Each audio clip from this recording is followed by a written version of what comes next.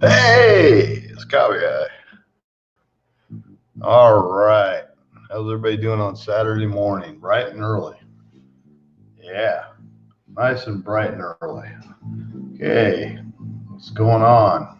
A little global warming going on out there today. I get a kick out of that when they talk about that. I'll tell you here in a few minutes why I get such a big kick about it. Maybe show a fact about something that nobody talks about. A real fact.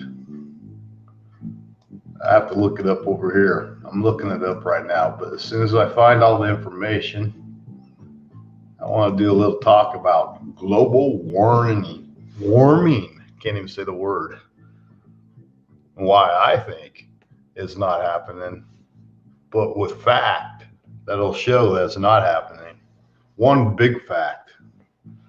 It's like, they really trying to throw stuff down people's throats, but global warming, come on, let's get real here. There's a big problem with that right now. And I'm going to tell you what the big problem is.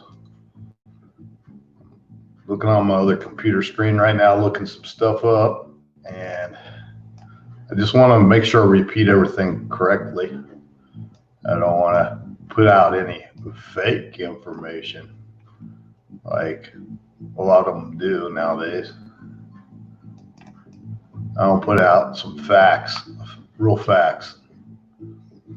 One real fact that will just pretty much blow the theory about global warming. Because this one fact is, it could never happen.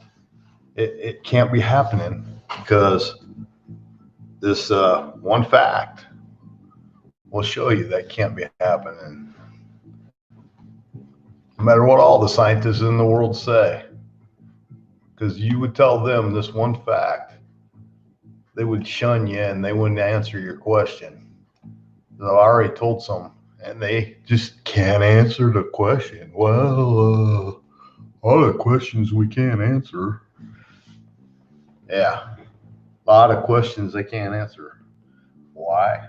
Well, especially this one fact, they can't answer this question. And it kind of blows the whole theory about all the dating of everything too. But let me see if I can pull that up, find all that information.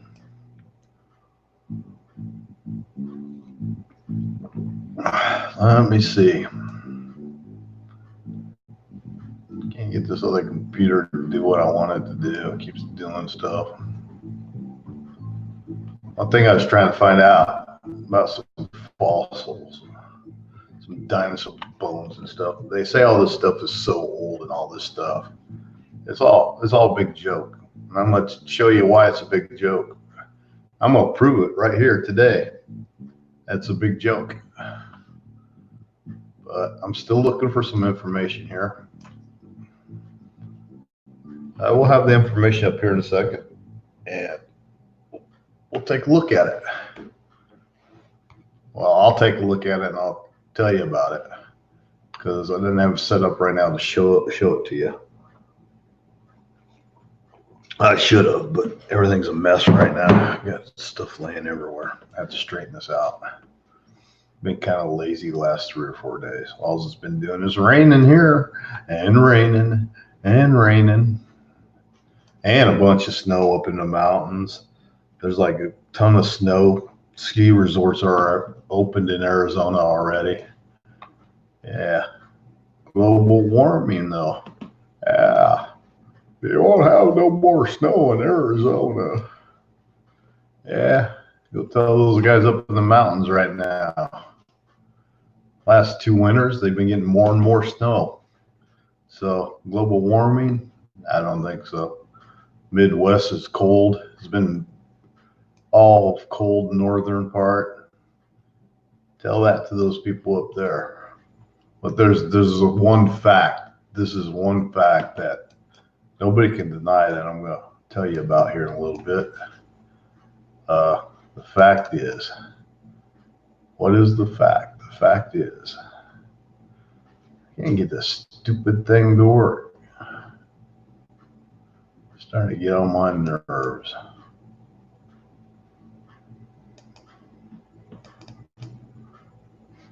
Oh well, that's the way it always goes when I try to do something. Had this all figured out to work. Now it decides to do something. Golly, that gets on my nerves. But the coffee's good.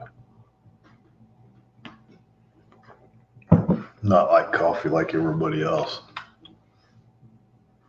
I mean, most people make the coffee, but I just make the instant mocha and do it on the microwave. Yeah, instant mocha. My nose itches. I'm not doing what you think. I'm itching it. It's just itchy. Must mean it's going to rain again or something. I don't know. Could be it's going to rain again. I don't know. Anyhow, I put the cup in the microwave and I heat the water up. It takes about, at this altitude of 3,000 feet, it takes just about 3 minutes. You go 3 minutes and look out, you got problems. Okay, so I accidentally went over the 3-minute mark. Okay, I went to put the mix into the hot water. And as soon as the mix hit the hot water, all the hot water came out of the cup and went everywhere. Everything just disintegrated. It was like a volcano. There was no coffee. It was all over the counter, ran down the counter, onto the floor. Had this terrible mess. So when you're making instant mocha like that, and you use the microwave to heat your water, make sure you never overheat it and then drop it in, because it will make a mess. It was just like a volcano. It was everywhere. So I had to clean that up. It was going to come on earlier, but I didn't get to come on earlier because I had to clean up the mess. Got to ruin a whole morning what I was going to do on here. I'll still do some of it. And I did have time to find all the information that I wanted to find before I came on here. Right now, I'm still looking for the information. I got it here, though, most of it. And we'll be checking it out here in a minute. But it's really funny because they always talk about global warming. What's, is going to happen. The Arctic's melting and the Arctic's doing this. And they always talk about it, okay? But there's a big fact that nobody's talking about. And it just blows a big hole in what they're talking about. So big. It's such a big hole.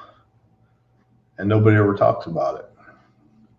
And I'm going to talk about it here in a few minutes. I'm just waiting to see if anybody else comes on to talk about it. If nobody comes on, I'll talk about it and I'll just post it and it'll be up on my YouTube station so people can see it. But I'm going to wait just a little bit longer because I haven't only been on here 9 minutes.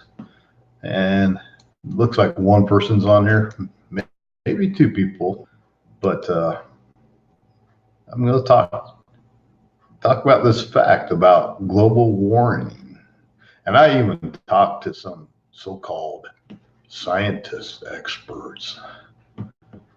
And the look on their face when I said it to them was like, oh, well, they gave a roundabout answer, and they really didn't have no answer. And that's what a couple of them told me. Well, really, they can't explain that one. I go, well, I can explain it. I told them. I looked at them straight in the eye. I says, I can explain it to you. There is no global warming happening like they say. because this would have never, ever happened in such a short amount of time. And the guy just stood there and looked at me, and I says, and it's probably a big myth about the Arctic all melting like you say, because this couldn't have happened if it was melting like you said it's melting. And this happened in a short amount of time. It didn't happen, no, 70 million years or, this happened in a very short time. We should have took a very long, long, long, long time.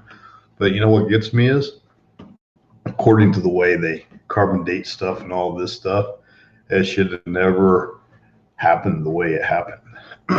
But we'll talk about it here in a minute. I'm still pulling up some information and stuff. We're going to talk about the globe. Is it really happening? Or is all this talk just a bunch of bull? I even said it to one of the scientists guys. I say, you know what? All this is just a bunch of bull. You guys do this because you still want to get the money for the grants and stuff from the government. And the only way you can get the money is to keep lying and lie like all the other liars. And the scientist guy didn't say nothing. He just like, I go, it's all, and I know other facts that I can show you too. Like, how long does it take to make petrified wood? And there's another whole story about that. And nobody talks about it. Nobody talks about it.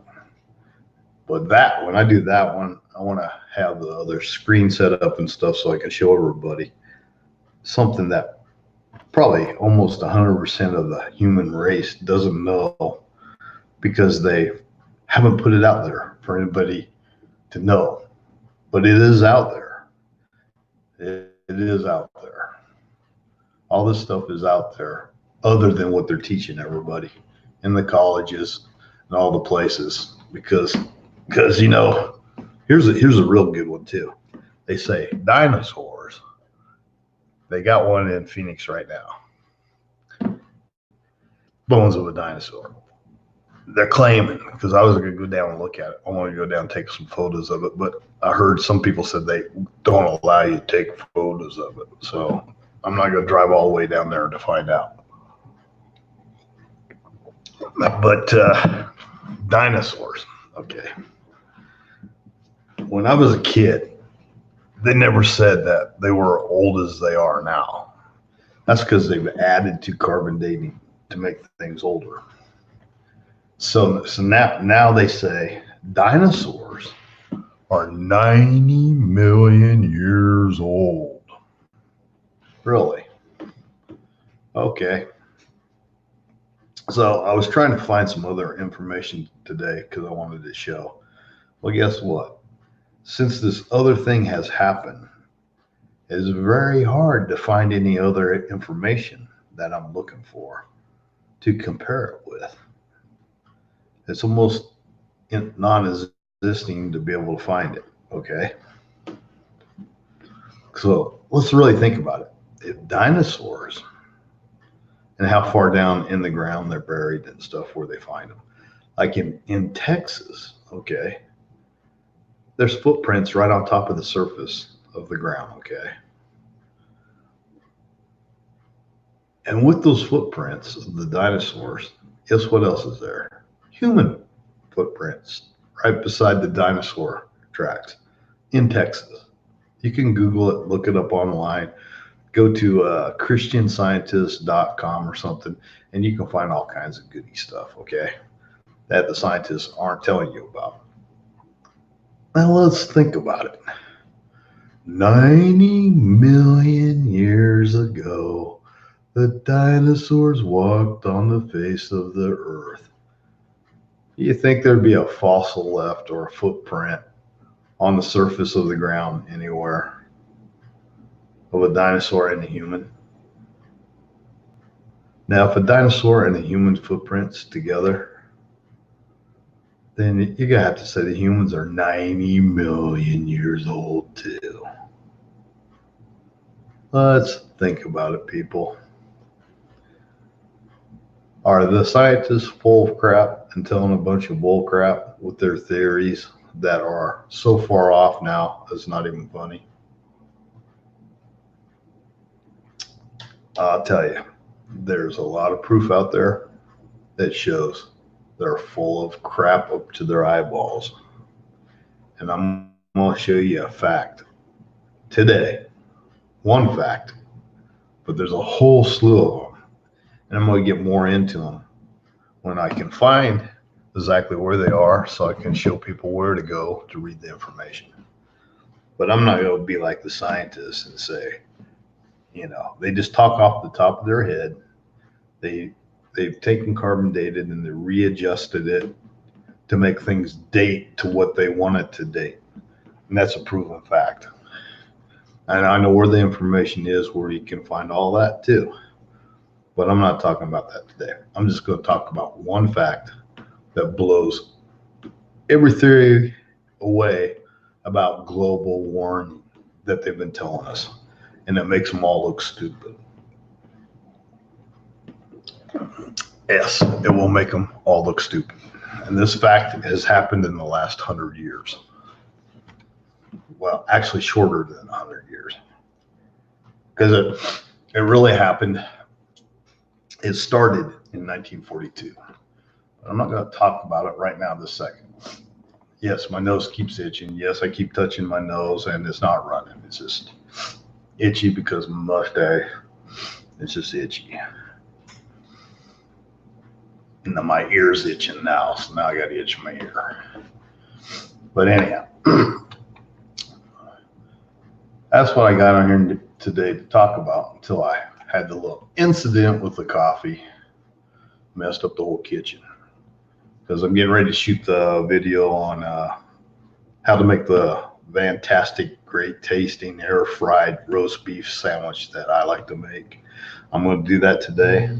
It'll probably come on late tonight because after I get done editing it and stuff, you got to wait and render it and all that stuff and then send it out to YouTube, which takes another, I don't know, a couple hours or so. Editing can take like 3 or 4 hours, and then I'll have the little video done.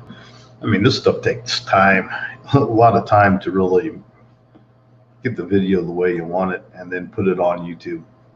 It takes time. But I will have it on, and it is a great tasting roast beef sandwich. Oh, it tastes good. And I also use a little bit of the special sauce on the roast beef sandwich too when I make it.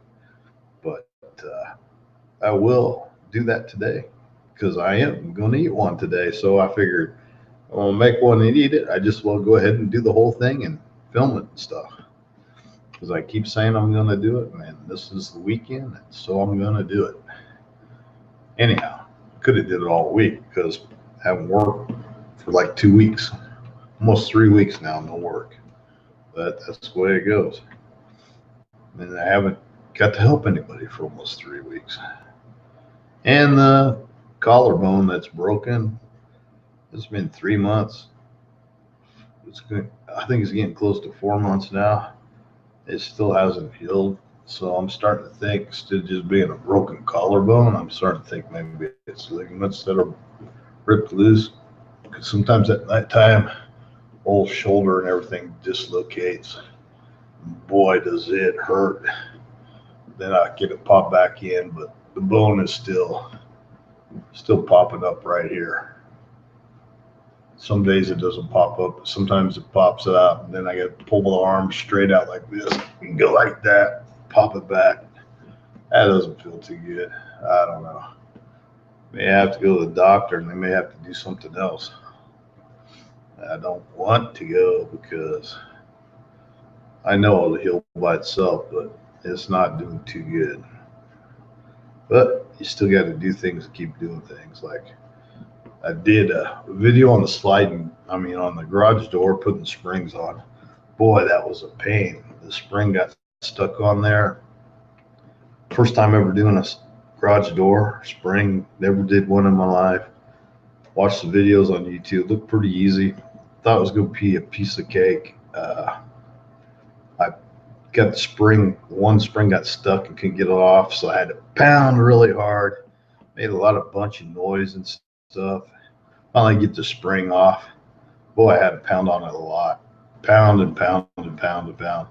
Because the pipe that the spring was on, it bends and stuff, and it got stuck where it bends where you screw in the set screws on the spring, deforms the pipe, bends it, makes it hard to get off, and finally got it off the springs, all the springs off, got the new springs on.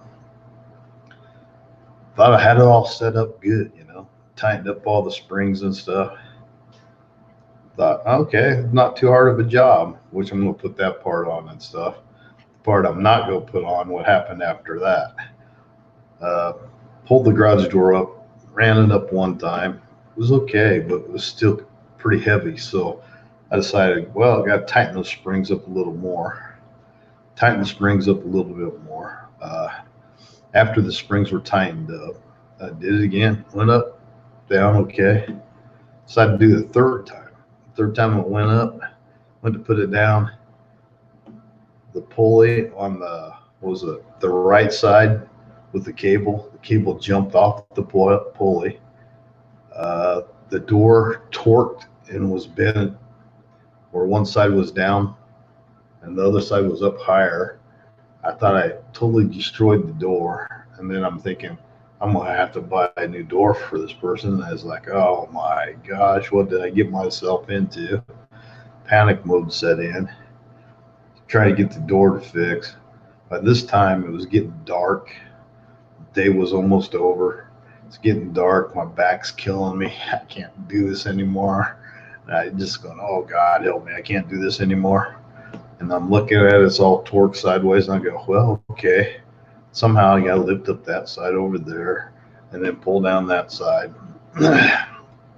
And so I'm looking at the thing, is like, how in the world am I going to get this door down before somebody comes on? And I'm like, I'm not going to get this door down before somebody comes on, because it just isn't going to come down, because you got the low side, you have to lift it up, and the other side, you got to pull it down.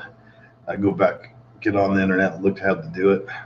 By that time, it's almost getting dark, and I come back out and I says, oh my gosh, I got problems.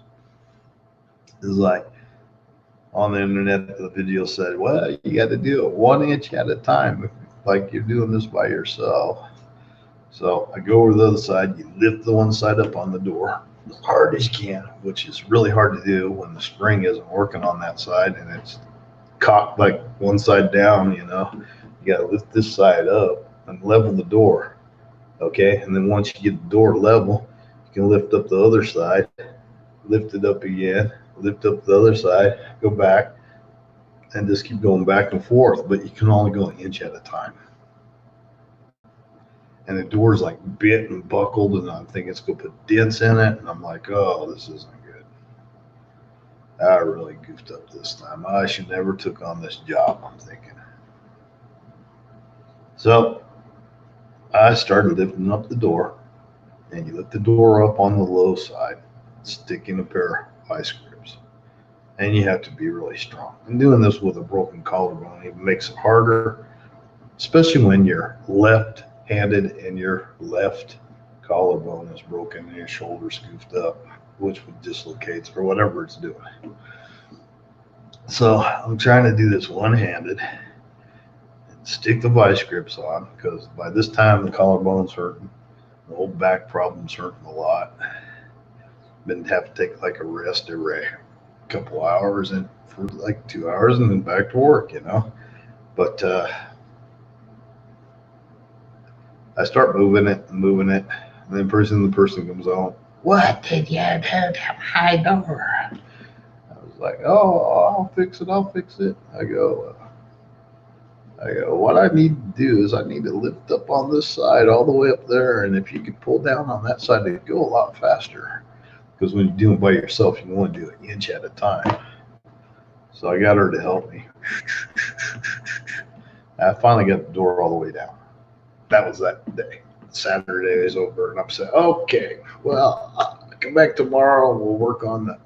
I'll get it fixed right tomorrow. I'll have to take all the tension off the springs and start all over and put the cable back on. And so another day comes and I have to redo it. Take the cables off the spring, rewind both springs again 31 and a half times. Hard to do when you got a broken collarbone because I'm left-handed too, and when you get to the very end, the spring gets very strong. I finally get it done okay. After I get it done on both sides, 31 turns for that size of the door, and they got the pulleys reattached with the cables tight. Got it all set up like you're supposed to, and then I decide to open the door. Works like a piece of cake. That door never worked so easy, you know. It's like one hand, let her do it. She's seen it work like a piece of cake. And I said, okay, now it's time to turn on the door opener again. Hook up the door opener. See, this once again it's probably only taken maybe 10 pounds of pressure to even lift it up. Probably more like 8 pounds of pressure. Lift the door up, and as it goes up, it gets lighter. So it gets less and less. And so the door opener itself only has to lift like 8 pounds or 10 pounds or whatever it is. Okay, so that's why you don't need a gigantic door opener to open up a 2-car garage door. It's a myth, it's a big story. If the springs are right, the door only weighs maybe 10 or 8 pounds when you lift it like that. So bunch of malarkey when a door guy comes and says, you need a bigger motor thing. So got it all going. Little Genie's only like about this big, lifts and shuts the door all the time.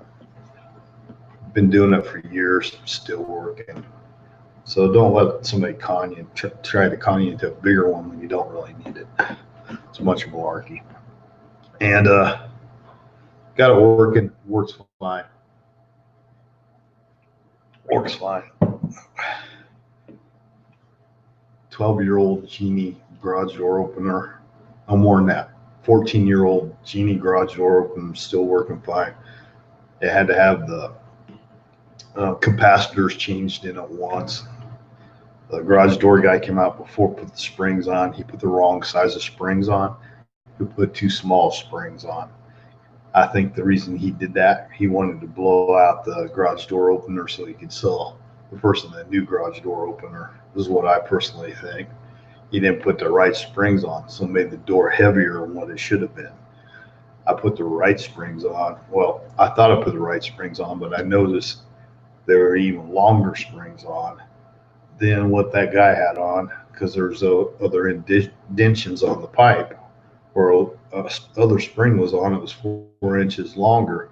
So actually I got the wrong length of spring, but I bought a heavier gauge of spring. So it kind of makes up for the not being as long. It makes it still stronger. So the door still opens like it should, about 8-pound lift on the door to get it going. So big story on the garage door is, you know, they don't really know what they're talking about half the time. Anyhow, getting along back to the global warming thing. That was my week on the garage door. I am doing a video about it, but it's not going to have any of the bad stuff in it because I didn't film any of that. And can a garage door be worked on by yourself? I would say yes, you can, but you have to be very careful because you can get hurt by those springs really bad. Okay, well, I was waiting to see if anybody came on here. It says one person's on watching. That's all it says. So I'm thinking I'm just going to go ahead and talk about global warming and just shut this thing down, because I just want to post it anyhow so people know about the global warming thing. And the whole thing about the global warming is this, because I've already been on here 29 minutes. Maybe nobody will watch it long enough to get this part because I talked about the garage door. So maybe I'll just stop this right now, change the title on it, and do another one that's short for the global warming, because it is pretty important. And I want people to see it. So I think I will do that. Somehow got off on the garage door talking about it. Anyhow, that's what this one is. I'm going to stop it. I'm going to restart it and talk about the global warming. end this broadcast. So I'll be right back on. Don't go away if you're watching. I'll be right back on.